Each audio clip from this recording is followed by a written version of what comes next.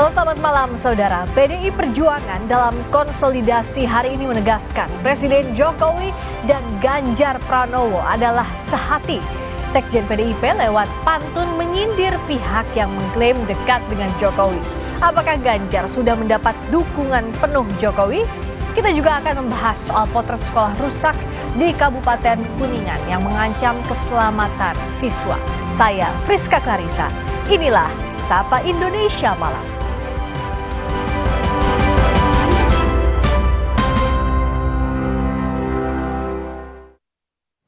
Informasi pertama, saudara, PDI Perjuangan menyatakan kompak dan solid menghadapi Pilpres 2024.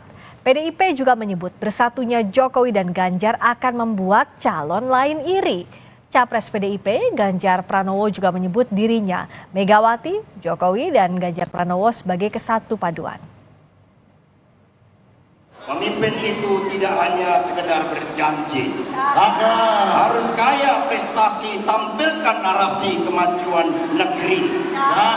Presiden Jokowi dan Pak Ganjar itu sehati, kesatu paduan keduanya bikin bakal calon lain iri, saudara-saudara sekalian.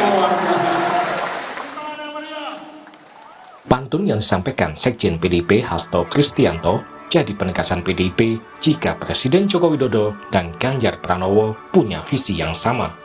Hasto menyebut Ketua Umum PDIP Megawati, Presiden Joko Widodo, dan Ganjar Pranowo sudah sehati sebagai satu kesatuan. Hasto juga mengingatkan ada pihak yang selama ini mengklaim dekat dengan Presiden Jokowi. Buah semangka menawan hati, dimakan enak badan pun berseri. Pak Ganjar Pranowo pemimpin sejuta prestasi, berdiri tegak memimpin kemajuan negeri.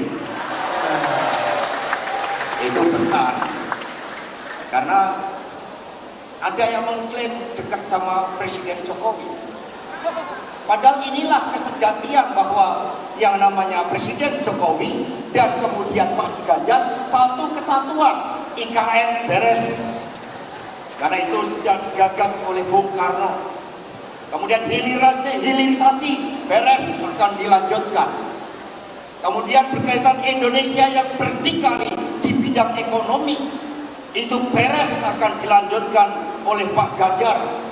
Dan kemudian mengangkat harkat martabat bangsa di dunia internasional dengan cara pandang geopolitik Soekarno akan dilanjutkan oleh Bapak Ganjar Pranowo.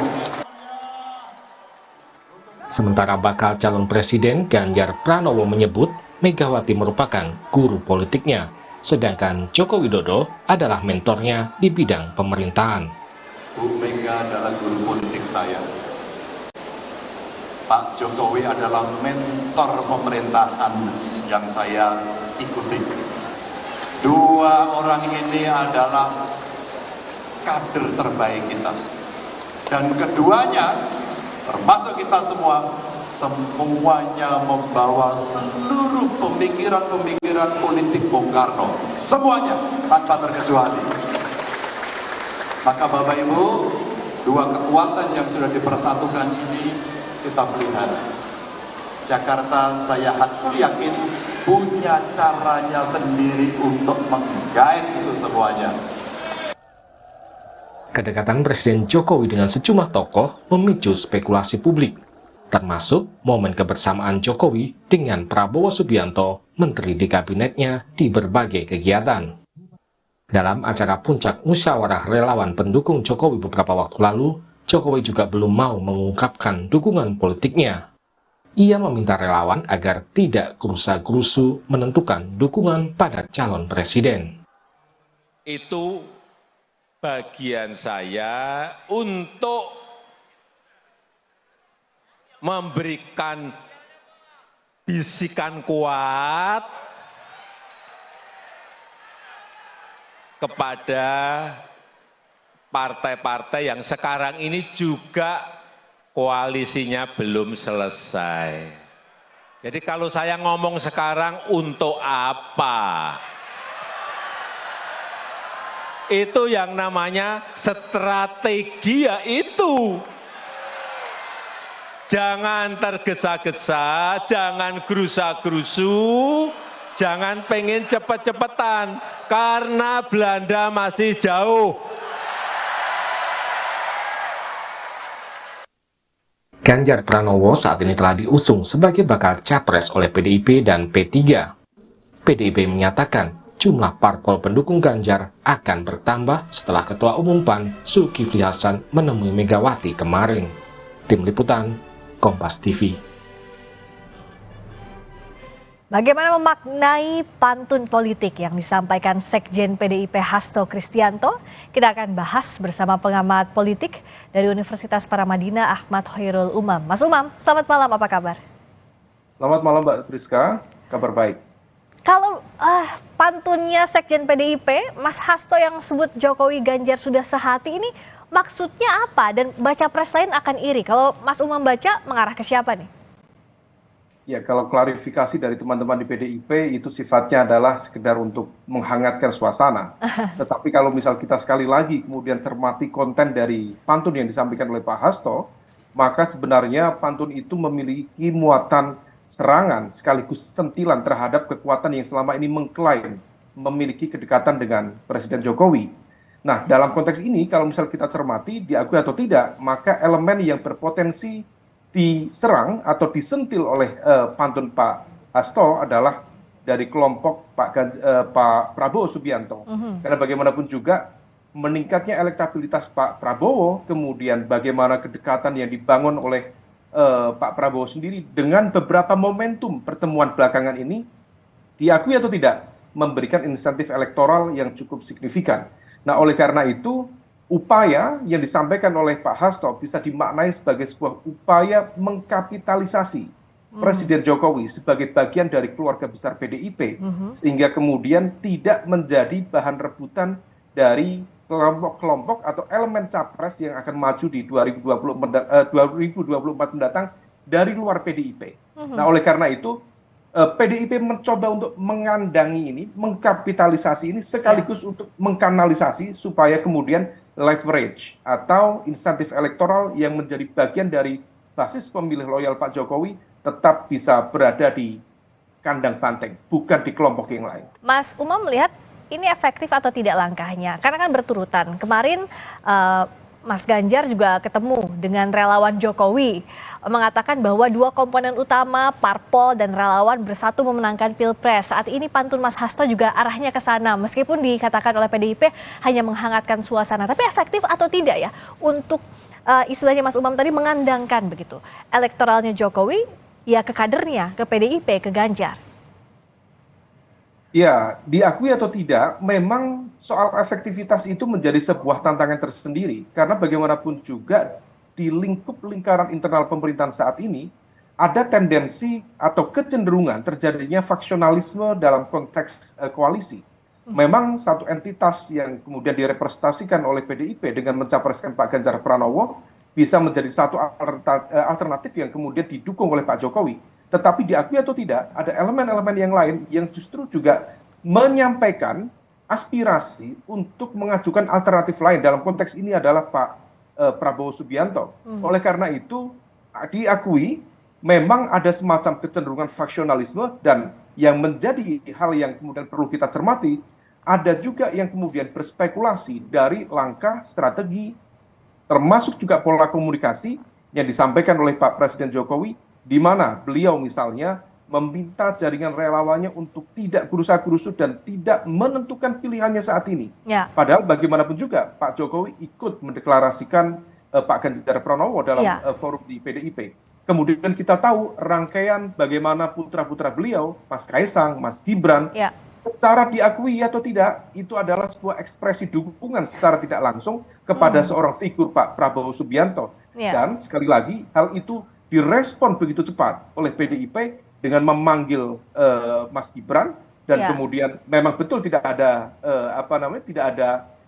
punishment, tetapi pemanggilan itu sendiri adalah sebuah peringatan bagaimana kemudian semua garis komando di dalam garis kepartean di PDIP harus tunduk pada konstitusi partai dan tunduk pada komando partai.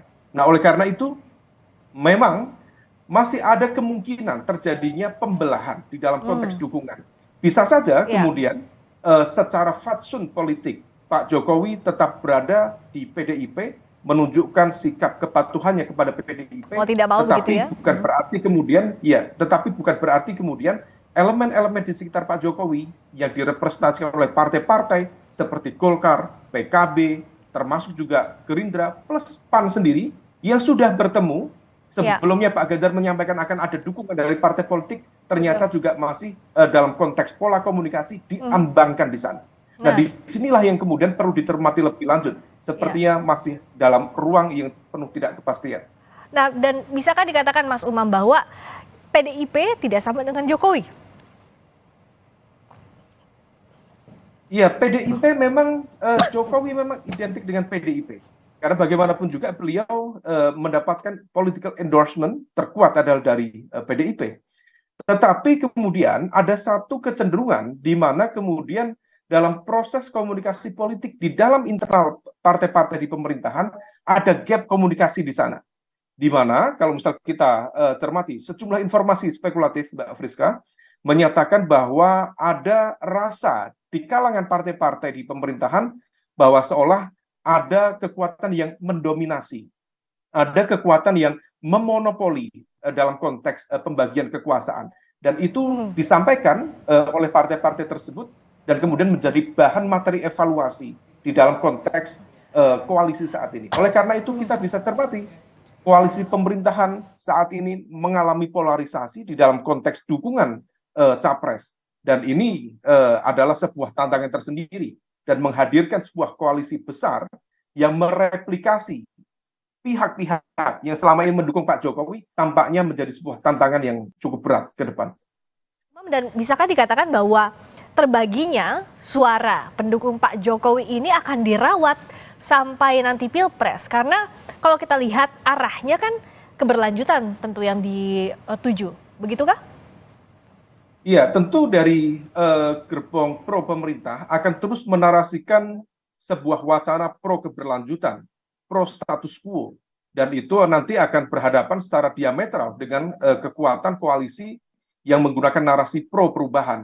Memang bagaimanapun juga dalam konteks ini, ketika kemudian terpecah menjadi dua, maka gerbong besar pro keberlanjutan berpotensi kemudian mengalami split di sana.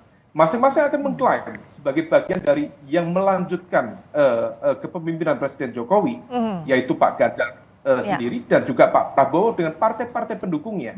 Dan ini tentu memberikan peluang yang cukup prospektif misalnya bagi kekuatan kelompok pro perubahan untuk mengambil celah bagaimana kemudian dalam kontestasi ke depan ketika terjadi perpecahan dalam lingkup pro keberlanjutan, maka kemudian dari kelompok perubahan berpotensi mengonsolidasikan basis kekuatan. Dan Mas Umam melihat apakah memang sampai sekarang ya masih cair, tidak hanya pantun Mas Hasto saja begitu yang coba mengarahkan, tapi hubungan Pak Jokowi, Pak Prabowo apakah akan berubah pasca ini? Termasuk juga kalau besok kan akan ada pertemuan PAN dengan Gerindra meskipun kemarin sudah bertemu dengan PDI Perjuangan. Iya, semuanya masih cair, Mbak Friska. Bagaimanapun juga proses negosiasi politik dengan segala model komunikasi, tentu juga ada kompromi-kompromi di sana, sekaligus juga mungkin barangkali tawaran-tawaran kompensasi. Karena bagaimanapun juga, kalau misal kita cermati, harapan dari PDIP pasca pendeklarasian Pak Ganjar adalah terkonsolidasinya partai-partai untuk memberikan dukungan secara konkret kepada pencalonan Pak Ganjar. Tetapi uniknya, diakui atau tidak, harapan itu ternyata masih belum sesuai dengan ekspektasi. Karena ada pemampatan di sana yang kemudian memberikan dukungan secara clear per hari ini baru P3. Tetapi kalau kita cermati bagaimana PKB, kemudian PAN sendiri, termasuk Golkar, justru menunjukkan ada keengganan untuk berkomunikasi. Dan itu bisa kita tangkap bagaimanapun juga kehadiran atau kedatangan Pak Hasto bersama Pak Arya Bima ke kantor PKB beberapa waktu lalu sifatnya adalah jemput bola. Dan ini berbeda dalam konteks di 2013-2014 ketika PKB secara sukarela dan partai-partai lain datang kemudian ikut memberikan dukungan political support kepada Pak Jokowi waktu itu. situasi inilah yang Ya. kemudian membuat konfigurasi pencapresan masih sangat cair, Ya. masih tidak pasti, Ya. dan bagaimanapun juga hal ini akan menciptakan dinamika elektoral yang tampaknya juga masih sangat labil di sana. Masih panjang perjalanan konfigurasi Baca Pres, kita nantikan termasuk bagaimana pula pergerakan masing-masing partai politik. Terima kasih Ahmad Hoirul Umam, pengamat politik dari Universitas Paramadina, telah bergabung di Sapa Indonesia Malam. Selamat malam.